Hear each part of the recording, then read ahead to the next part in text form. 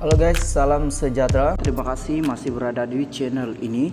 Bagi mereka yang baru bergabung di channel ini, sila tekan subscribe, like, komen, share supaya Anda tidak akan ketinggalan info-info yang saya akan sampaikan di channel ini. Berita hari ini saya mengungsikan kepada Anda daripada Malaysia kini. Anwar pengerusikan musyarat PH hadapi PRN sebelum tahun baru Cina.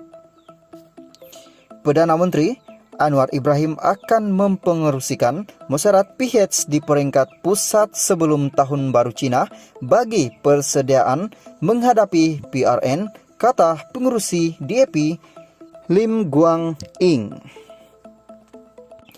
Lim berkata musyarat itu antaranya akan membincangkan mengenai kerjasama kerajaan perpaduan di peringkat pusat dan negeri bagi menghadapi PRN, pengagihan kursi antara parti dan pemilihan calon. Kami telah mengadakan musyarat dengan Anwar minggu lepas dan dia menyatakan satu musyarat akan diadakan sebelum tahun baru Cina, yaitu minggu ketiga bulan ini, tahun baru Cina pada 22 Januari.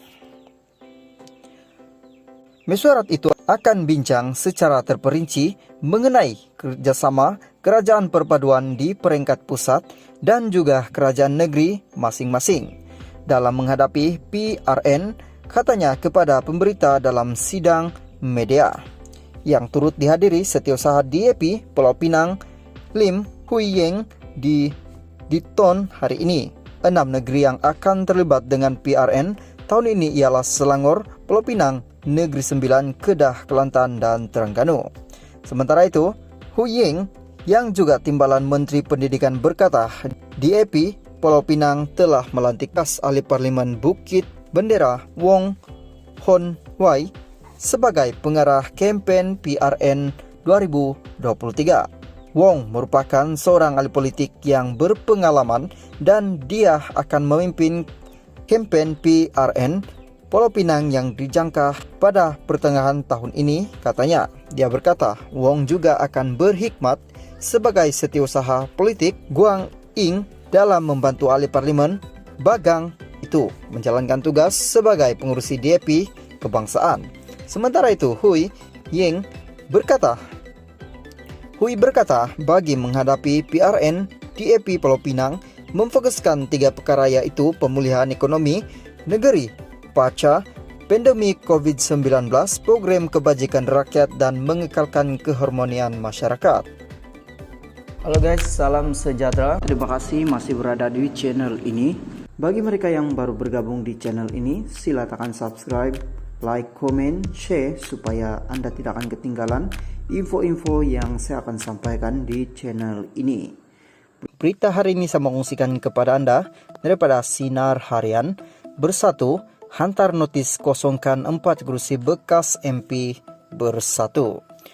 Kota Kinabalu, Parti Pribumi Bersatu Malaysia Bersatu menghantar notis kepada Speaker Dewan Rakyat bagi memastikan bekas 4 ahli Parlimen Sabah Bersatu yang bertanding pada pilihan raya umum ke-15 PRU15 di bawah logo Gabungan Rakyat Sabah GRS mengosongkan kursi mereka.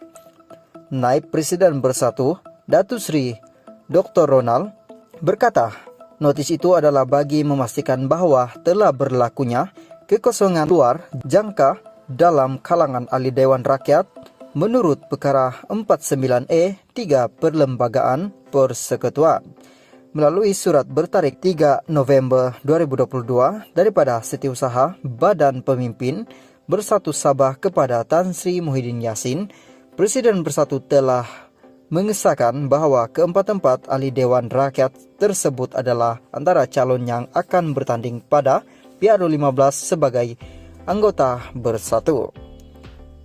Keahlian mereka dalam GRS adalah sebagai anggota Parti Bersatu, katanya dalam kenyataan pada Khamis.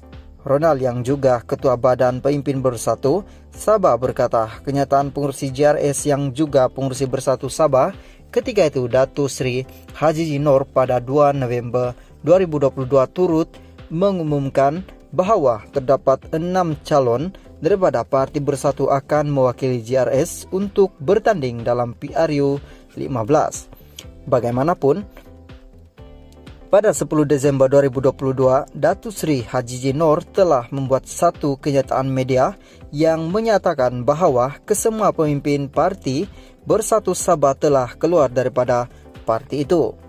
Keempat-empat ahli Dewan Rakyat tersebut adalah Datuk Armizan Muhammad Ali, Parlimen Papar, Khairul Firdaus Akbar Khan, Batu Sapi, Datuk Jonathan Yassin Ranau, dan Datuk Mat Bali Musa Sepitang. Katanya, ahli parlimen beluran itu turut berkata pada sidang Dewan Rakyat 19 Desember lalu, keempat-empat ahli parlimen itu telah berada di blok kerajaan. Tindakan menyertai dan duduk di blok ini tidak menyokong Parti Bersatu yang diterajui oleh Tan Sri Muhyiddin Yassin. Merangkap Presiden Bersatu dan Datuk Sri Hamzah Zainuddin sebagai Ketua Pembangkang adalah crossing the floor dan ia melanggar janji pilihan raya mereka kepada pengundi. Akibat daripada itu, keahlian mereka sebagai anggota Parti Bersatu telah gugur mengikut perlembagaan parti dan perkara ini telah dimaklumkan melalui surat bersatu bertarik 21 Desember 2022 katanya. Tambah beliau, menurut perkara 49E3 Perlembagaan Persekutuan, ahli-ahli Dewan Rakyat tersebut hendaklah terhenti menjadi ahli Dewan Rakyat dan kursi mereka hendaklah dikosongkan.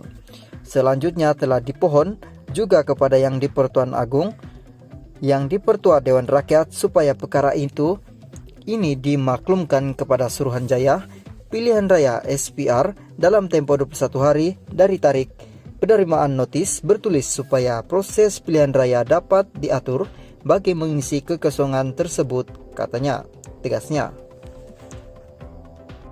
Terima kasih masih berada di channel ini. Bagi mereka yang baru bergabung di channel ini, sila tekan subscribe, like, komen, share supaya Anda tidak akan ketinggalan info-info yang saya akan sampaikan di channel ini. Berita hari ini saya mau kongsikan kepada Anda daripada Sinar Harian. Wan Saiful cadang Johor ganti Rafizi. Syah Alam, Ketua Penerangan Parti Peribumi Bersatu Malaysia Bersatu, Datuk Wan Saiful Wan Jan mencadangkan Datuk Sri Johari Abdul Ghani menggantikan jawatan Menteri Ekonomi di sandang Rafizi Ramli.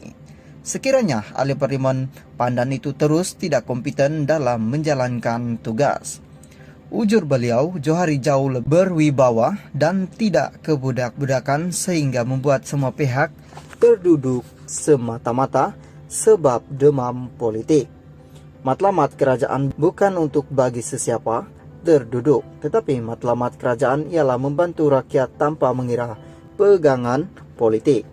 Sepatutnya pada masa ini latihan bagaimana nak memulakan supply